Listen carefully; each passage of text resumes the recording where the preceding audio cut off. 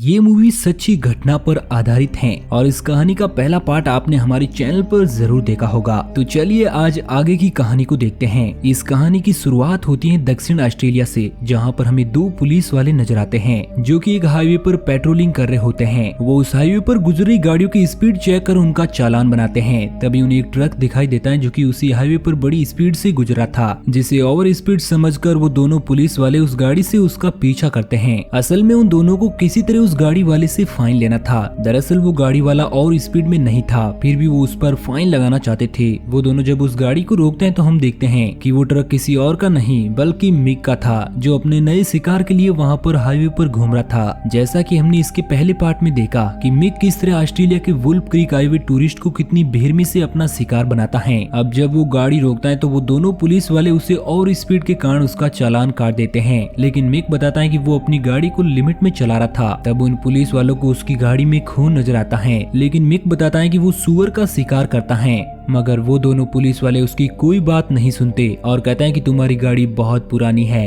इसलिए इसे अब कभी मत चलाना और ना ही हमें इस हाईवे पर कभी नजर आना। इसके बाद वो उससे चालान थमाकर उससे फाइन लेकर वहाँ से चले जाते हैं, जहाँ पर रास्ते में वो दोनों मिक की बेवकूफी का मजाक बनाते हैं। और उनमें से एक पुलिस वाला जो कि कार चला रहा था, उसे तो मिक की हालत देखकर बहुत मजा आ रहा था। तभी इसी बीच हम देखते हैं कि उस पुलिस वाले पर मिक पीछे से गन से शूट कर देता है, जिससे उसके सर के टुकड़े टुकड़े हो जाते हैं। ये सीन देखकर वो साथ ही पुलिस वाला उस कार को कंट्रोल करने की कोशिश करता है, लेकिन वो कार क्रैश हो जाती है और मिक भी वहाँ पर पहुँच जाता है और वो उस घायल पुलिस वाले को वापस से उस कार में बिठा देता है और उसे वो चालान देकर उसे मार देता है, जिसके बाद वो उस गाड़ी को आग लगाकर वहाँ से चला जाता है। अब फिल्म की कहानी आगे बढ़ती है, जहाँ पर हमें एक जर्मन कपल को दिखाया जाता है जो कि एक ट्रिप पर जाने वाले हैं और वो लोग उस ट्रिप के लिए वुल्फ क्रीक ही जाने वाले हैं। इसके लिए वो बहुत सारी तैयारी करते नजर आ रहे हैं। वो लोग इस ट्रिप को लो कॉस्ट ट्रिप बनाना चाहते हैं और काफी सारा पैसा बचाना चाहते हैं, इसलिए वो दोनों लिफ्ट मांगकर अपनी मंजिल पहुंचने के लिए निकल पड़ते हैं। जहां पर रास्ते में बहुत सारी गाड़ियां वहां से गुजरती हैं, लेकिन उन्हें कोई भी लिफ्ट नहीं देता। उसी वक्त वहां पर एक ट्रक आता है जो कि रुक जाता है, लेकिन इसी बीच एक और कार वहां पर आती है जो उन कपल्स को लिफ्ट दे देती है और उन्हें वहां से अपनी मंजिल पर पहुंचा देते हैं। और वो दोनों वुल्फ क्रीक में बहुत एंजॉय करते हैं और फिर वहां पर एंजॉय करते करते उन्हें रात हो जाती है और वो दोनों वहां से निकलने का सोचते हैं, लेकिन उनके लिए कोई भी कार नहीं रोकता। तब वो लोग रात को वहीं पर स्टे करने का सोचते हैं और वो लोग वहाँ पर एक टेंट लगाकर आराम करने लगते हैं। वहीं दूसरी ओर अपने अगले शिकार के लिए घूम रहे मिक को उस कपल की टेंट की लाइट से पता चलता है कि वहाँ पर उसे अपना शिकार मिल सकता है और वो उनकी तरफ आगे बढ़ता है और उनके टेंट के पास आकर उन्हें बताता है कि वो यहाँ पर रात नहीं गुजार सकते, क्योंकि यहाँ पर रात गुजारना लीगल नहीं है। ये एक नेशनल पार्क है जहाँ पर अगर तुम्हें रेंजर ने पकड़ लिया तो अच्छा खासा फाइन भरना पड़ेगा। और वो उन्हें अपने साथ सिटी ले जाने को कहता है, जहाँ पर उसकी फार्म पर रुकने के लिए कहता है, लेकिन वो कपल उसके साथ जाने से मना कर देते हैं और कहते हैं कि वो कोई गलत काम नहीं कर रहे जिससे कि लोगों को कोई फर्क पड़े। यहाँ पर कैटरीना को मिक का बिहेवियर कुछ अजीब सा लगता है। तब वो कटगर को पुलिस को कॉल लगाने को कहती है। इस बात से नाराज होकर मिक कटगर पर चाकू से बेरहमी से हमला कर देता है, जिससे वो घायल हो जाता है। और इसी बीच मिक कैटरीना को भी नुकसान पहुँचाने की कोशिश करता है और उसके साथ रेप करने की कोशिश भी करता है। इस बीच कटगर मिक पर पीछे से हमला करता है, लेकिन घायल कटगर मिक से ज्यादा देर तक नहीं लड़ पाता और मिक कटगर को कैटरीना के सामने ही बहुत ही बुरी तरह से पीटने लगता है और इसके बाद वो कटगर के सर को काट देता है। और ये सीन देखकर कैटरीना बुरी तरह से कांपने लगती है और वो बेहोश हो जाती है। आगे जब उसको होश आता है तो वो अपने आप को बंधवा पाती है, जहाँ पर उसे मिक नजर आता है जो कि कटगर की बॉडी को काट रहा था। ये देखकर कैटरीना को अपनी जान का भी खतरा नजर आता है और वो किसी तरह वहाँ से अपने आप को आजाद करा लेती है और घायल कंडीशन में वो हाईवे की ओर भागने लगती है, लेकिन मिक भी उसका पीछा करता है। मगर कैटरीना किसी तरह मिक को चकमा दे देती है और वहाँ से भागने लगती है। मेन रोड पर पहुँचने पर उसे एक कार आती हुई दिखाई देती है, जिसमें एक पॉल नाम का इंग्लिश टूरिस्ट होता है जो कि कैटरीना की ऐसी हालत देखकर उसकी मदद करता है और अपने साथ कार में बिठा लेता है, लेकिन वहाँ पर मिक भी आ जाता है। तब पॉल गाड़ी को स्टार्ट कर भागने लगता है, क्योंकि मिक उसे भी अपनी गन से फायर कर रहा होता है और किसी तरह वो दोनों अपने आप को बचाते हैं। लेकिन कुछ दूर आगे जाने पर उनकी गाड़ी एक पेड़ के पास आकर रुक जाती हैं और तभी वो देखते हैं कि मिक भी वहाँ पर आ चुका है और वो उन पर फायर करता है, लेकिन पॉल किसी तरह नीचे झुककर अपने आप को बचा लेता है। मगर वो देखता है कि कैटरीना को गोली लग चुकी है और उसकी बहुत ही दर्दनाक मौत हो चुकी है। तब पॉल पूरी तरह से डर जाता है क्योंकि कैटरीना का मुंह बुरी तरह से उधड़ चुका था। पॉल वहाँ से भागने की कोशिश करता है लेकिन मिक उस पर ताबड़तोड़ गोलियां चलाता है, लेकिन किसी तरह से पॉल एक बार फिर से बचने में कामयाब हो जाता है और भागते भागते बहुत दूर आ जाता है, जहाँ पर वो कैटरीना की लाश को एक जंगल में ही छोड़कर वहाँ से आगे बढ़ता है और कुछ ही दूर पर उसे एक हाईवे नजर आता है, पर उसे ये नहीं पता कि उसे किस ओर जाना चाहिए। तो वो रास्ते पर लिफ्ट मांगने लगता है लेकिन कोई भी गाड़ी उसकी मदद नहीं करती। लेकिन वो देखता है कि एक ट्रक आ रहा है और वो कुछ ही दूर पहले रुक गया है और उसमें और कोई नहीं बल्कि मिक ही था, जो कि उसकी तरफ तेजी से ट्रक आगे बढ़ाता है। अब पॉल भी अपनी कार को आगे बढ़ाता है जहाँ पर बहुत दूर तक उसका स्ट्रगल चलता है और किसी तरह वो आगे बढ़ता है, लेकिन रास्ते में पॉल को बहुत सारे कंगारू नजर आते हैं जिन्हें पॉल बचाते हुए आगे बढ़ता है, मगर मिक उनको कुचल देता है। अब कुछ रास्ता तय करने पर पॉल का पेट्रोल भी खत्म होने लगता है और मिक भी तेजी से उसकी तरफ बढ़ता है, लेकिन पॉल अपनी पूरी पावर लगाकर मिक से बहुत दूर निकल जाता है और उसे लगता है कि अब वो सेफ है, लेकिन मिक उसकी कार का टायर पंक्चर कर देता है जिससे उसकी कार अनबैलेंस होकर एक खाई में गिर जाती है, मगर पॉल बच जाता है।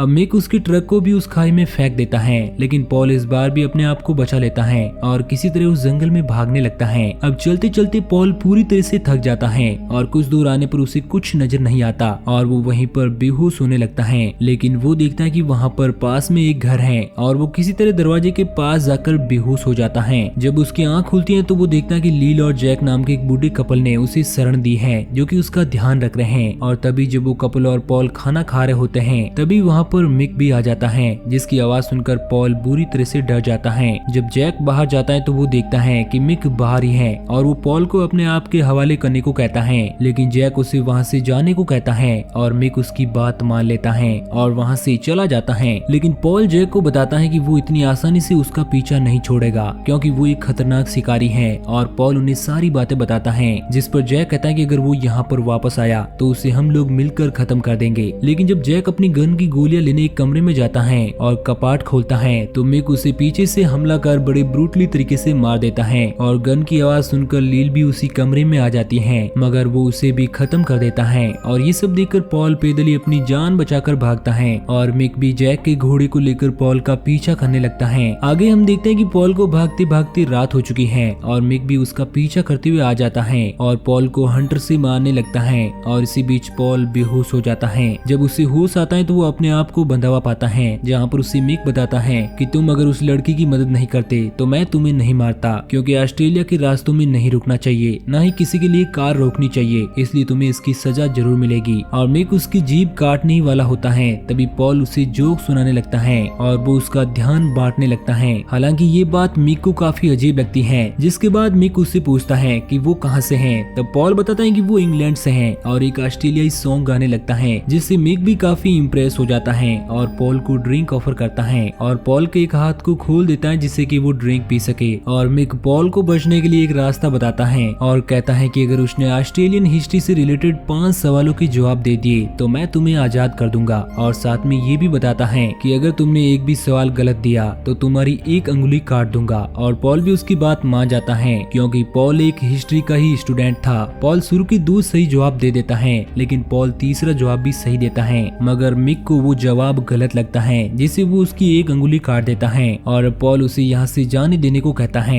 लेकिन मिक कहता है कि अगर उसने उसका अगला जवाब सही दे दिया तो वो उसे जाने देगा। और मिक पॉल से क्रिकेट से रिलेटेड एक सवाल पूछता है, लेकिन पॉल को जवाब मालूम होते हुए भी वो सही जवाब नहीं देता। ऐसे ही वो चौथा आंसर भी गलत देता है। अब मिक उसकी एक और उंगली काटने के लिए आगे बढ़ता है और पॉल कहता है कि वो उसके दूसरे हाथ की उंगली काटे जो कि हाथ बंधा हुआ था, और मिक ऐसा ही करता है जिससे अब पॉल के दोनों हाथ खुल जाते हैं और मिक अब ड्रिंक लेने चला जाता है। और मौका मिलते ही पॉल पास ही रखी एक हथौड़ी उठा लेता है और उसके आने पर पॉल उसे यहाँ से जाने को पूछता है। तब मिक बताता है कि यहाँ से कोई भी जिंदा नहीं गया और तुमने मेरे शिकार को यहाँ से भगा दिया, तो अब उसकी जगह तुम्हें ही लेनी पड़ेगी। अब पॉल भी समझ जाता है कि मिक उसे यहाँ से जाने नहीं देगा। तब मौका मिलते ही मिक पर हथौड़ी से अटैक कर वहाँ से भाग जाता है और भागते भागते बेसमेंट में पहुँचता है, जहाँ पर उसे बहुत सारी लाशें नजर आती हैं जिनकी सिचुएशन बहुत ही खराब होती है, जिन्हें देखकर वो डर जाता है क्योंकि उनमें कीड़े पड़ चुके थे। और वहीं पर पॉल को एक की का गुच्छा मिलता है जिसे लेकर वो आगे बढ़ता है, लेकिन तभी उसे एक विक्टिम लड़की नजर आती है जो उससे हेल्प मांगती है, जो कि पूरी तरह से किसी क्रीचर की तरह दिख रही थी। लेकिन पॉल उसकी कोई मदद नहीं करता और आगे बढ़ता है जहाँ पर उसे रास्ता नजर आता है।